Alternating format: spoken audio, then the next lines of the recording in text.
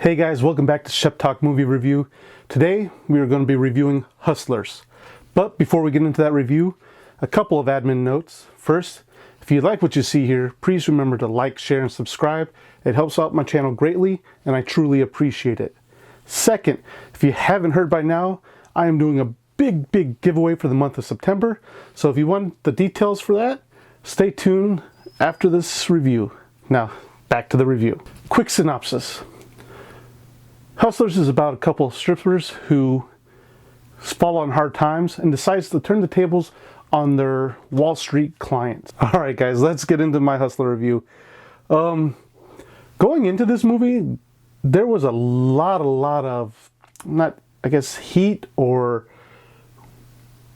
good talk about, how this was, I guess, in the TIFF, was it the Toronto something Film Festival? All the critics were raving about this movie. There was even talk about J-Lo being, winning an Oscar for this movie. And, I can see some of that, where that came into play. But, man, I usually try to stay away from critics before I see a screening or even before I do my review. And this movie was kind of hard to do, and I really wanted to see what other critics were saying, and it seems to be on the fences right now. Some people either love it, and some people just don't like it at all, or there's, it seems very, decisive, or divisive, I guess it would be. And I'm kind of in that middle part, where Hustlers was an okay movie, in my opinion. J-Lo definitely is really good in this movie. She definitely shows that she is the queen bee of this movie and in her acting career.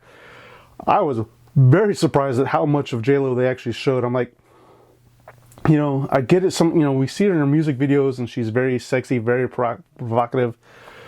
But in this movie, I wasn't expecting to see quite as much of J-Lo as we see. And boy, does she still keep it together. It's just, again, and she rules in this movie. She's that queen bee. She is the one that's in charge, and she lets you know it. And if you think you're gonna take over from her, you better better have a backup plan, because she's not gonna have any of that. And then Constance Wu, I've told people when we were waiting in line for this movie, is like, I'm not used to seeing her in this function. I first seen Constance Wu on Fresh Off the Boat playing the mother character, which, and then I guess her rise to fame was playing the girlfriend, or, in Crazy Rich Asians. And she did a phenomenal job in that. She does a great job in Fresh Off the Boat. And I'm like, man, this is definitely a side of Constance Wu we haven't seen before. Not a bad thing. She is very great in this movie as well. But you can see when her and J-Lo are on the screen, I feel sorry for Constance Wu, because J-Lo just seems to resonate. J-Lo's had that big acting career. She's been there, done that, and knows how to steal the scene.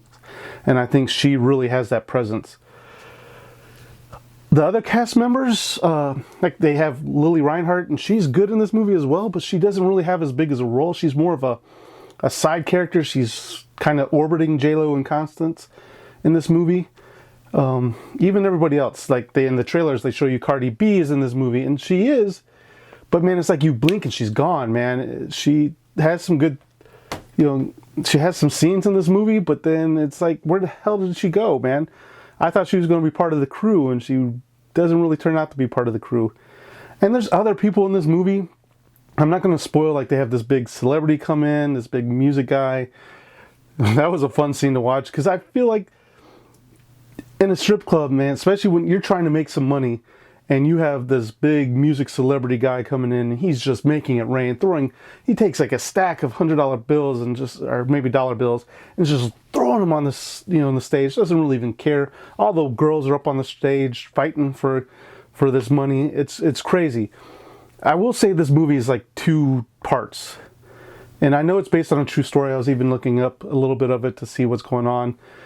But to me, and I seem to be in the minority, where I enjoyed the first part.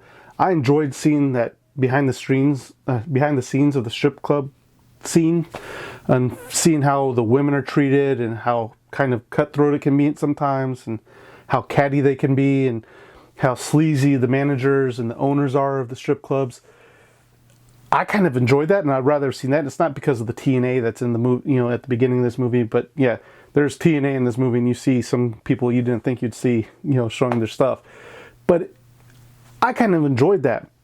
And then you kind of get to the second half of the movie where it features, okay, this Wall Street crisis happened in 2008. All these Wall Street big shots that used to come into the strip club are no longer coming into the strip club, and the women have to kind of adapt and figure out how they're going to support themselves, how they're going to support their kids.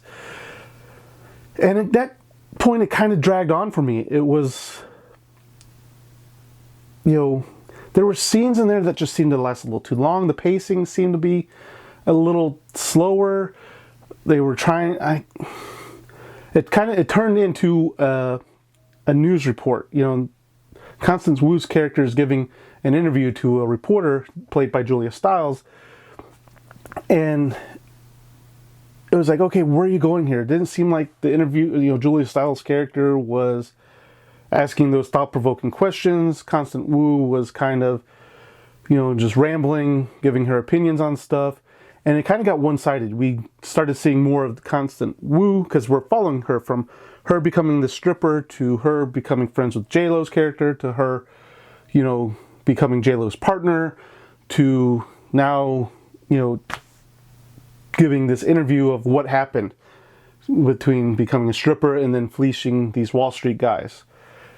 It was, and it just, to me, it slowed down. To me, the pacing could have been a little bit better. Some people really love this second half, and I guess I can see that in a way, because you want to know more about what these women were doing to the Wall Street guys. Because I'm on the fence of it. You know, I had a friend of mine, she was sitting next to me, and at the end of the movie, she was like, I don't feel sorry for the Wall Street guys. I feel, you know, the women were, you know, doing, I don't feel bad about what the women were doing to these guys. And I get it. The Wall Street big shots are POSs, pieces of crap, pieces of, you know, they pretty much robbed America. They set up people to lose all their life savings. And I agree. They need, you know, nothing really happened to them. And I agree that they should have had punishment done to them. I don't agree with vigilantism. You know I love reading comics. I love going to these comic book movies. But when it comes down to it, I don't believe in taking the law into your own hands and meting out justice to people that you think did wrong to other people. The simple fact of, you know, and even in this movie is like, not everybody is bad that you're fleecing. You know, not everybody can, you know, handle you taking $50,000 out of their, you know, their paid, you know, their savings accounts. So I don't agree with what the Wall Street guys did, and I kind of don't agree with what these women did as well. I get it. You're trying to hustle. In America, everybody's trying to make that dollar bill, and they're just working the game.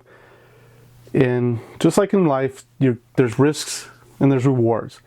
The bigger the reward, the bigger the risk. You got to accept what's going to happen to you if you get caught. And so I don't feel bad for the Wall Street guys. I don't feel that the women, you know, were right going the route they did. This is a true story. This happened. Again, you can look it up.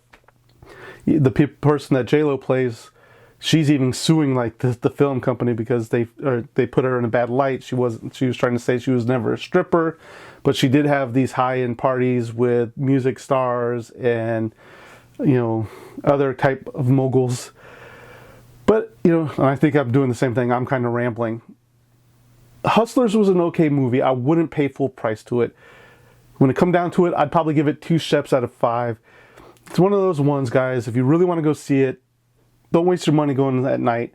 Go see it in a matinee. Wait for it to come out on Blu-ray if you're that way, or, you know, your next streaming service is. I wasn't as entertained as I thought I'd be with it. It was all right, but it wasn't at the level that I thought it was going to be, especially with all the hype that was coming out from TIFF. But guys, that's it. Like I said, 2 Sheps out of 5 for me. And oh, thank you for sticking around. Like I said at the beginning of this video, I do have a big giveaway coming, for the month of September. So I am giving away a $100 Fandango gift card because I'm trying to hit 100 subscribers. At the time of this video, I'm sitting at 86, so I'm 14 subscribers away. So what do you got to do to be entered to win this $100 Fandango gift card? Simple, 2 things. One, be a subscriber to my page. And I mean, you got to set, if you got your subscription set to private, you need to set them to public. And the how to do that will be down in the description below. Because even if you do the second step, if I can't tell you're a subscriber to my page, you're not going to be entered to win. So please go down in the description and follow how to set your subscriptions from public or private to public. Second thing, tell me, what is your best Hustler video or movie? Is it Hustlers? Is it another one? Is it Wall Street? Because there's the Wall Street movie. So what is your best Hustler movie? And as always, guys, thank you for watching, and I'll see you at the next review.